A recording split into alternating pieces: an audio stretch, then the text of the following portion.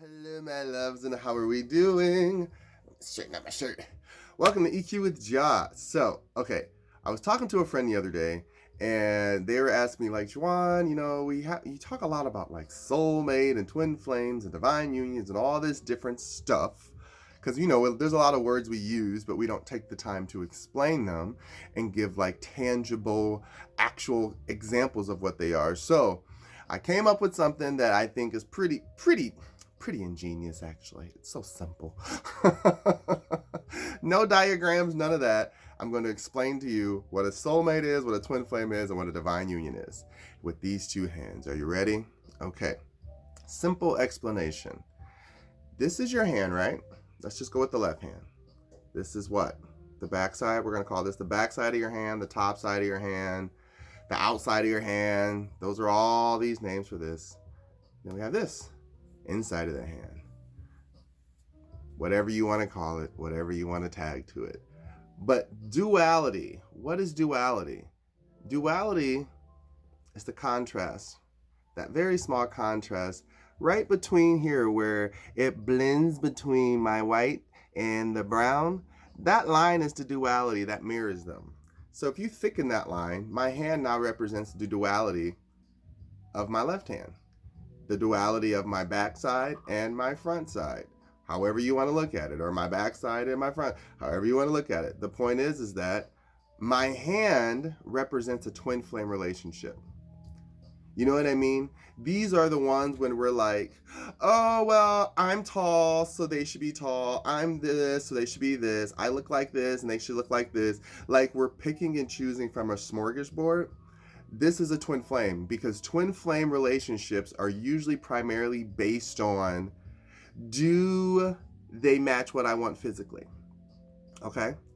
And if they don't match up exactly to how I am on this other side, then we ain't gonna work. Now remember, you yourself as an individual can only fill up so much of yourself. So if you sit around waiting for somebody else to fulfill this half of you, then guess what? You're not gonna be fulfilled. Not completely. You guys are gonna constantly go back and forth between who's front, who's the back, who's right, who's wrong, who's this, who's that. Chaser runner, chaser runner. You see this? This is my hand trying to chase itself because it can't catch itself. That's a twin flame relationship. It's based on a mirror image of exactly who you are at that time and that time of being. If you and your left hand are completely balanced and understand that this side and this side will never match, but you could find a way to try to make their insides work. Again, that is up to you. You can chase this. These relationships look like, oh, I got to piss him off to like have good sex. That's a twin flame relationship. Or, I got to try to get her attention because if I don't do this, then, she ain't really looking at me. That's a twin flame relationship. Any resistance created that now the space has been given to you. They're like, don't cross this bridge. You see that bridge and think it's a challenge and you find a way to cross it. And they're like, great, you crossed it. That was kind of hot. I set up a lot of traps, but you're still not who I want. This is where you're going to keep coming into it's been years later, we're still not together. Why? Because you're chasing a twin flame. You haven't grown. Neither one of you have taken the time to complete who you are as a whole hand. You're still running around trying to be one side, expecting someone else to fulfill the other side. That's why twin flame relationships are so hard. And they're really not all that worth it in my mind because people aren't explaining them right. Now, soulmate. Soulmate is same hand, same side. Let's say you realize one day, you know what? Why am I looking for somebody to fulfill this side? I can do this myself. This is my hand. This hand belongs to me. I am the front and the back. I'm here taking care of both of them at all times. I don't need anybody else. This is when the soulmate comes in. Soulmates represent our fingers, right? We can still do a lot of things with them. If one's missing, it don't work the same, but they still work. We can still make it work. We can still clap and all. So soulmate is basically there to teach you a lesson. Soulmate is always going to teach you, well, you got that missing finger, why? Or you got that missing piece in your life, why? Or on this side, we represent the same thing. And on this side, we represent the same thing. But do we really want to try to make us work? Because I don't really know. All I know is energy. In a soulmate relationship, all you know is the energy. This is why people push them away. That's not who I like. That's not my type. That's not who I normally go after.